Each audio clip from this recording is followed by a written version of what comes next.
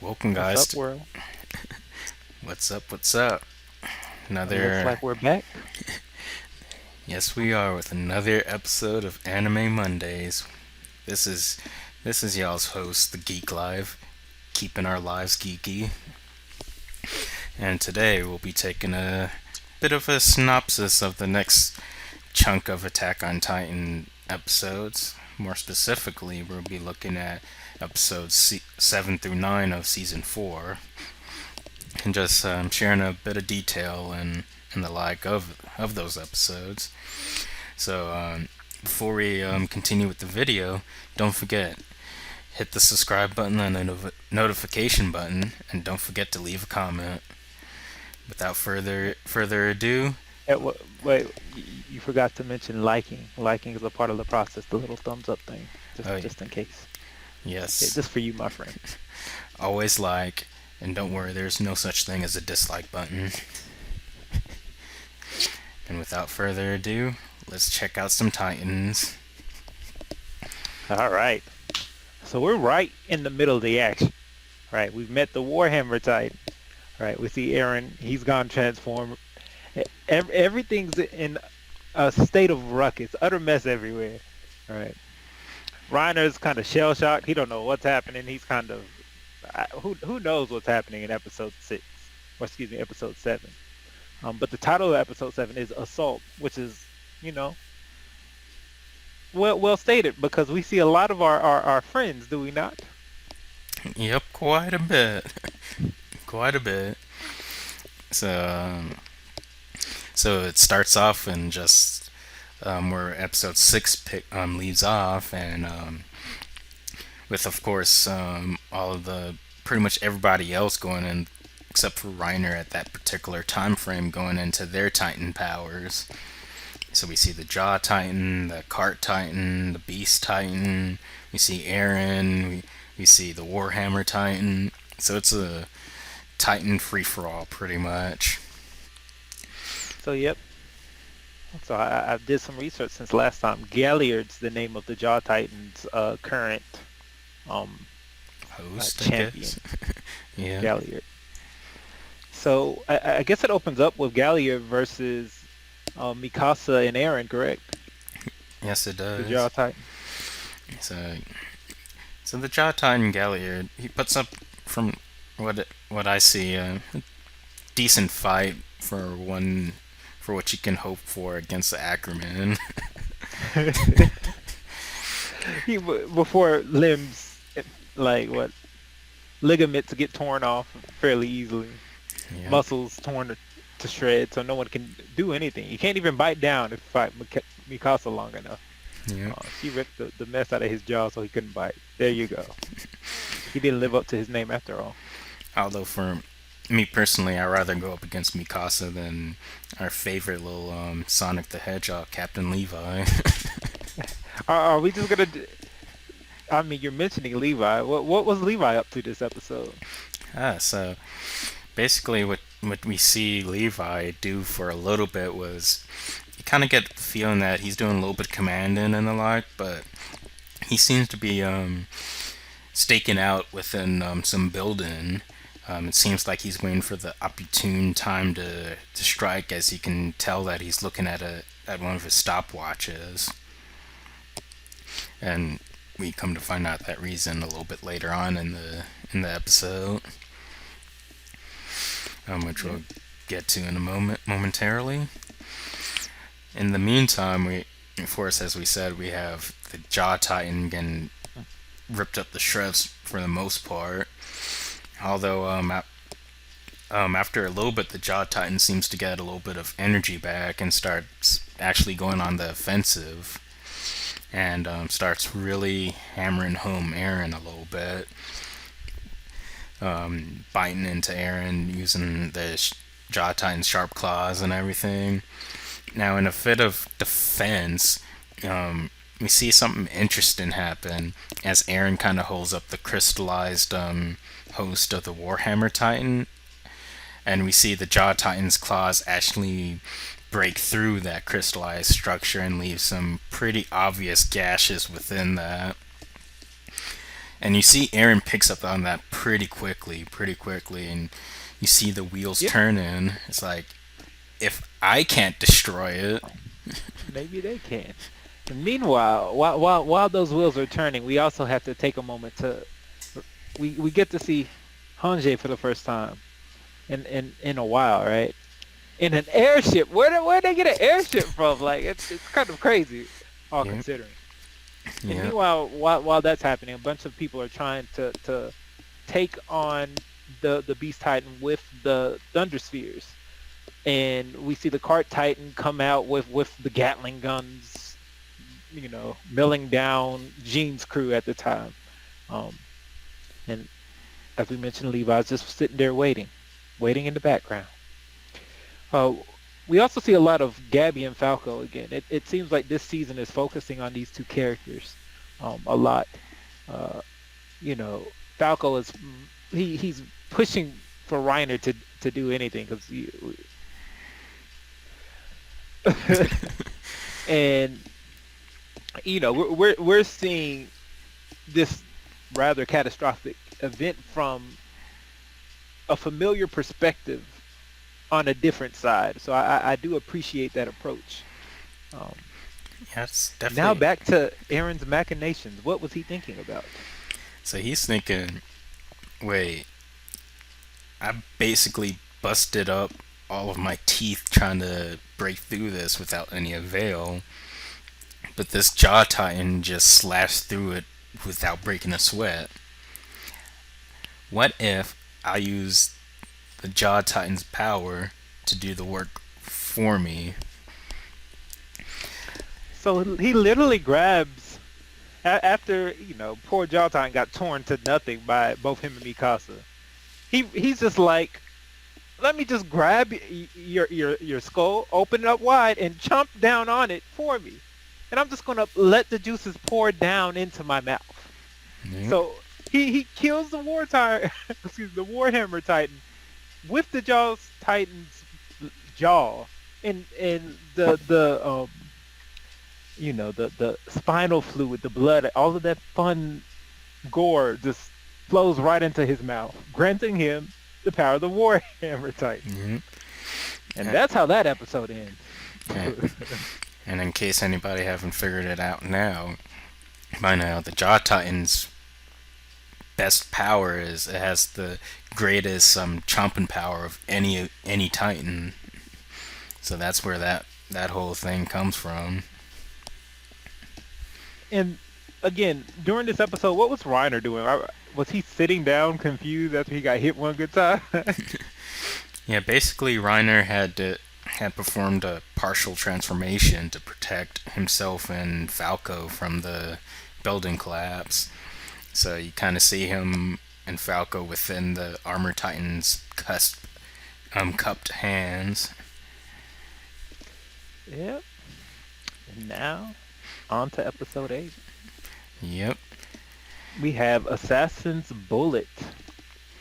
Um, So within this episode, it kind of starts off, and correct me if I'm missing anything, but it starts off with the Beast Titan actually making an appearance and coming back to join everybody else. And you see, Only a matter of time. and you see pretty much everybody's kind of guarding each other's backs. That's like the Cart Titan and the Jaw Titan before he gets ripped up and everything, saying, "All right, we're gonna stay here and we're gonna protect the Vice Chief Zeke's back. Don't let anybody get behind him as he chucks rocks at everybody. He's our spare, and we're gonna be his shield," type of thing. Yep. So, Also, one thing that happens either towards episode 7 or episode 8, we see Armin make an appearance. Um, yeah, Actually, I think it was technically at the end of episode 7 when all of a sudden we see a nice little our nice little blonde friend. riding what is that age's equivalent to dinghy next to warships. Yep. And Hmm. and he unleashes the tactical nuke from the sky. And, Right, a giant explosion wiping out the bay and all the ships in the area. and he transforms for the first time that we're aware of into the Colossal Titan. Yep. Oh, how epic! And of course, it looks a little more like him, but And it's like, that was a. It seemed like Marley took some heavy losses all in all in this battle, and towards episode 8, everything's kind of winding down. Um, you know, one we of we my see Levi just slowly waiting, yeah. slowly waiting. Before we get to Levi, I think one of my favorite parts up to now was when Armin came strolling through the bay, and you see all the folks start to look down at him, and when he reveals his face and starts to show that cackling yellow energy, to me you can kind of see the faces of those on the warships. They're Oh yeah, scared. They're like, oh shoot, he already yep, he prepped his did. He came 25 from the kill bay. streak. Correction. Yep, because I think I said I thought he came from the airship. No, he came from the bay, just chilling. Walked up Hmm. like everything was fine, Yeah. and you Okay. could see the weight on his face of what he did. He understands what he did, and in some ways, I'm sure he is not very happy by having to had Yeah, he kind of feels a bit. done that, He kind of feels a performed that. bit of somberness to what he did. Like he didn't want to do it, but he kind of had to ensure that to ensure his survival and his comrade's survival. All right, now catch us up on your favorite Ackerman of all. Yes, my favorite Ackerman, Levi, also known as Supersonic. So what we see is, before I start there, we see I forgot how off the top of my head, but the Jaw Titan gets distracted and forget what their actual plan is, and just starts charging Aaron, which is not a good part on his play. So that leaves the Cart Titan as the sole defender of the Beast Titan's back. Now we make a surprise reappearance of, was it Sasha that I believe? Mm-hmm. Out from behind a boulder, I believe it was. Take aim at one of the Panzer unit folks controlling the Gatling gun. Takes aim, fires a shot, and She takes was care of always a him. sniper. Now that, Always the sniper. The archer, the sniper, whatever she needs to be. She has a good shot. yep. And then, now that the Cart Titan finally realized, oh shoot, somebody's here.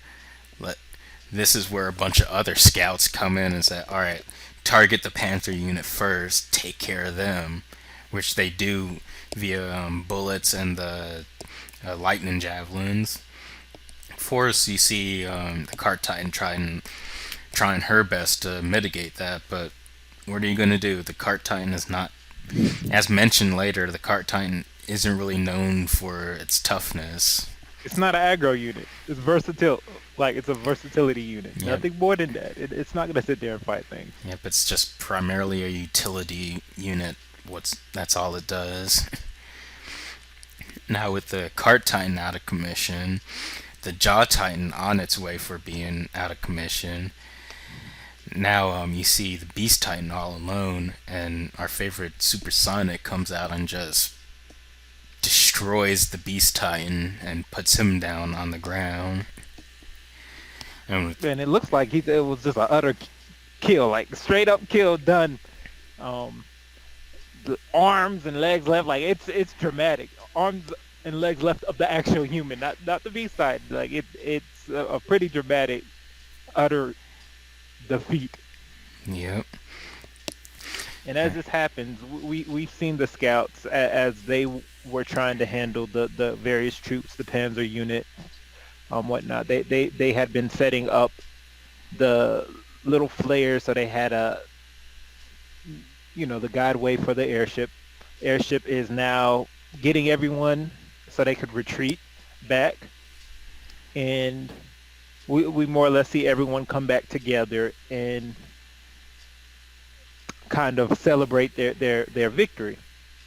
While this happens, we see Gabby and Falco. Gabby, of course, is full of rage and anger at what happened. one of their friends got crushed, uh, and she wants vengeance, right? Yep. And she finds some. Uh, she shoots one of the scouts that were hanging from um the From the ship. airship, and then they fall and their gear falls down. And her being as reckless and angry as she is, because she's extremely brainwashed, she's like, "I'm about to get some revenge. I'm about to kill Aaron." And Falco, who wants more than anything to protect her, is like, "I'm not gonna let you go alone." Which is, I mean, Falco, you should have just stayed your butt there. But truthfully, I like Falco as a character. Gabby as a character, I don't like her. I don't like the how cold she is, and how quickly she turns to oversimplify her enemy and demonize them just so it's easier for her to kill them without holding on to the weight of that action. So they make their way up to the ship, and Sneaks on board when everybody thinks that it's a victory. Mind you, she still has that gun from earlier. yep. Takes aim and pulls the trigger. Now who does it? Now who does that bullet hit? That that right there is a not so great moment because I kind of like this person, to be honest. hmm Sasha has been, she's always been the Niku girl. Niku, because of meat Japanese, she's always like Niku, because she's obsessed with eating anything.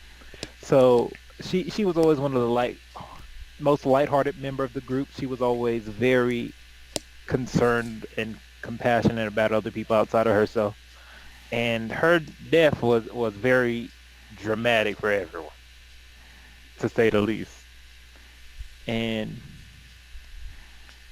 we see they I don't know if it happens now on episode 9, which was Brave Volunteers, or at the end of episode 8 when they almost stomp her and Falco out.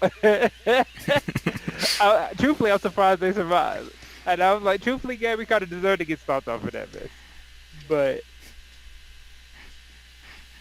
Yep. and meanwhile, Aaron's up front, and they're technically trying to take Aaron into custody because apparently all of that was not according to plan. Aaron took it upon himself to stage that whole thing, and he more or less like, if you're not gonna make an action, I'm gonna make the action myself.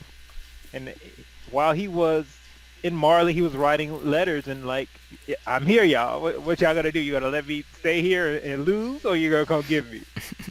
So Aaron provoked that entire situation. Yep. Um, which it gives more context when he had that conversation with Reiner, and he was like, "Oh, I'm here because I want to be a hero too, just like you." Yep. So he went and did all of that. Uh, Now I guess he's experiencing some level of backlash from it, but we can always question: is did he make the right move? And I'm not convinced that what he did was wrong, because otherwise it seems like what would have happened at that event was the whole world would have just came together and wiped out Paradise. Yeah. Yeah. I'm kind of the notion that making some type of move like that was good because by doing so you wiped out a lot of their military power and you took the Warhammer Titan power away from them and you took the Beast Titan away from them Yep. and you you kind of put a lot of dents in their confidence, destroyed their infrastructure and stuff like that. So they're going to be focusing on the rebuilding and stuff like that afterwards. So they can't really give chase right away. But on the other hand, when whenever you're doing some large scale operation like that, even though it might be the right move, you should probably make sure you tell some folks first that, hey, I think we need to do something like this. Let me go through the right channels and make sure that we get off on the right foot from the get go.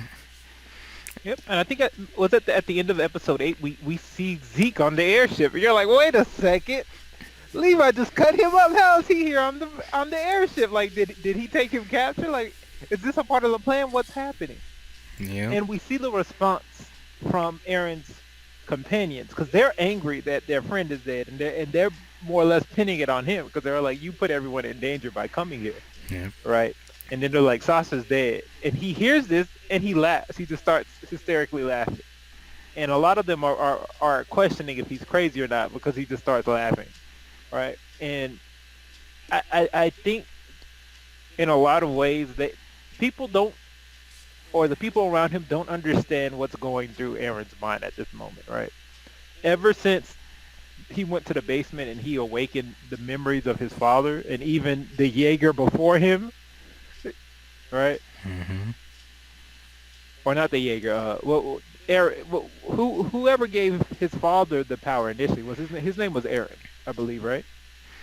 I don't remember off the Because top I of my think head. Aaron was named after him. Okay. That soldier that he met at like at the wall of or at the dock. Mm-hmm. Um, he has all of their memories now, and they're all persistent inside of him. So he's not that same person that we met in season 1 or even season 2 or at the beginning of season 3. He's completely different now, right? And he has more awareness, and he has more memory, more weight, and he has more trauma than probably most characters that we see in anime.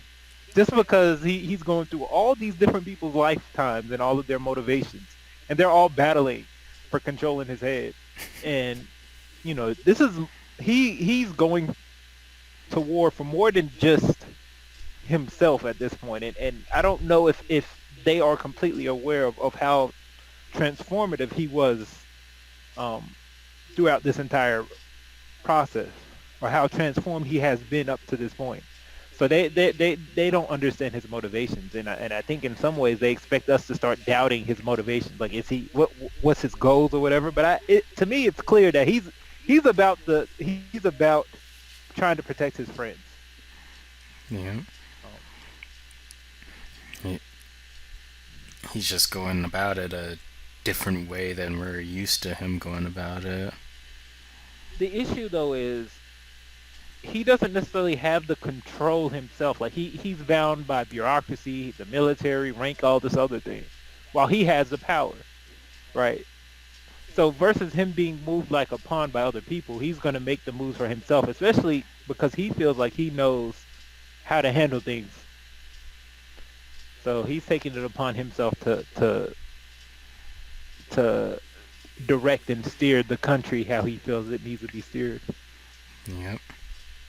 Um, but what we start to see in episode 9, they answer that question about what in the world what is Zeke doing there, and we see, I guess, the 3 years before we're introduced to Yelena or Elena. Yep. Um, we see what happens when the boat comes, and Armin, the Colossal Titan, comes and picks it up. And of course, it's 2 or 3 years in the past. I'm not sure exactly the time frame. Wasn't it the Attack Titan Aaron that picked up the boat? Oh, it was. You're right. Excuse me. It was Aaron. And they had the whole crew there waiting to interrogate them. And um, what happened? There was some warriors that decided they were going to try to uh, take on Paradise, even though they were going to get wiped out, and then some people went and shot them from the back because they're like, I'm not dying like that. As I think it was Captain Levi that basically said, "Oh, you really want to fight us, knowing that there's a giant Titan right behind you, hmm and you don't have any of your Titans with you to defend you? Yeah, bro, that's not gonna go over well for you." Yep. And we also get to see a little more flashbacks of Sasha, um, which ultimately leads to her funeral in the present time. Yeah. We see Niccolo, who was a new character, who was on the boat, who's actually a chef, and it, it brings him joy to see how much she likes his food, and how it brought her to tears, and how she almost bit people's fingers off to eat it. Yeah. And you also see that how Niccolo kind of makes, I don't know if making peace is the right way of saying it, but with Sasha's parents basically saying, "Hey, your daughter loves my food. It's on the house whenever you want to come and eat my food." And what's so interesting too, we get to see Yelena a lot, and she seems almost ready to worship Aaron. Like she's like Aaron's like this god, and she wants him to reach this potential, right? And she she seems very kind of. I guess she really hates Marley for all that they put her and people like her through, and she thinks that Aaron may be the one that can help free them from that oppressive regime. So we also understand that she was working with Zeke and has been a point of she's almost been communicating between Zeke and Aaron. Yep. And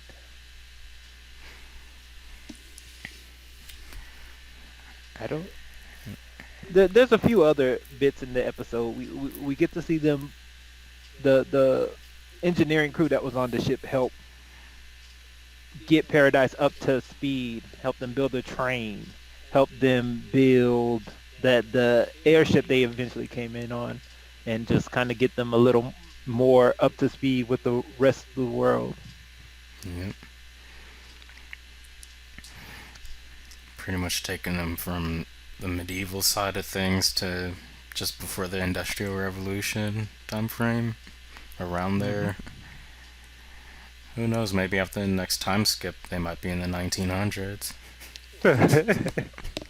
I mean, you never know with that. Yep.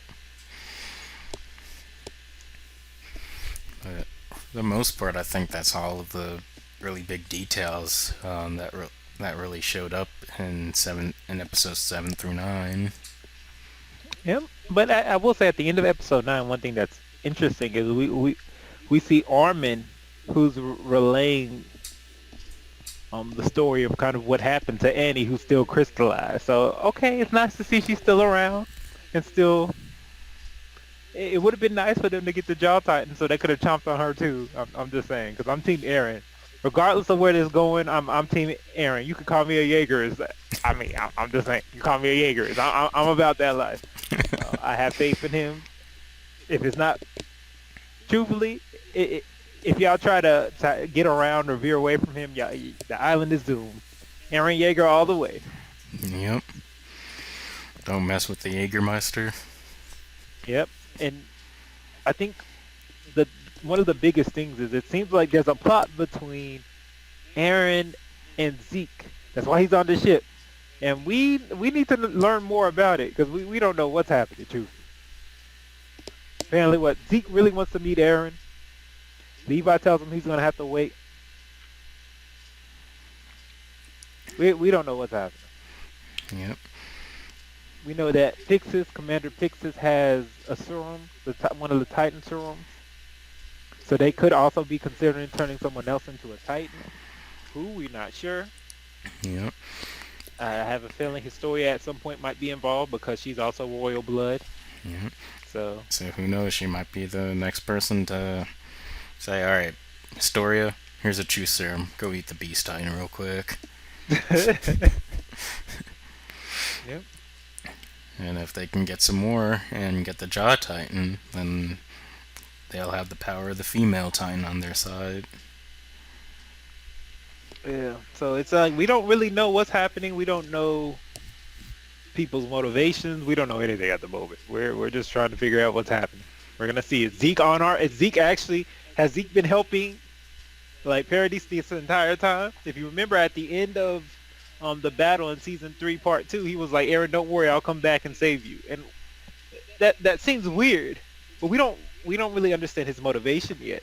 We don't understand anyone's motivation. So I guess we're gonna have to see what happens in the next 3 episodes or so. Yep, that we will. And that sounds like a topic for next week on Anime Mondays. But yeah, enjoy your week. Yeah, Have fun. Play yeah. some Magic. Always. Geek out. And All the fun things. and definitely as we always say, keep your life geeky, folks. And until next time, take care of yourselves.